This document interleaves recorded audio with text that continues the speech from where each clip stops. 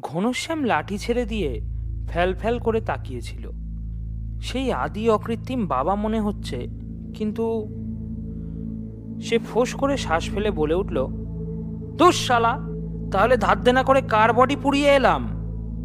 বটকেষ্ট থমকে দাঁড়িয়ে বলল, পুড়িয়ে এলি মানে? ঘনশ্যাম গুম হয়ে বলল, বেড খালি দেখে খোঁজ করলাম, বলল মর্গে গিয়ে দেখুন।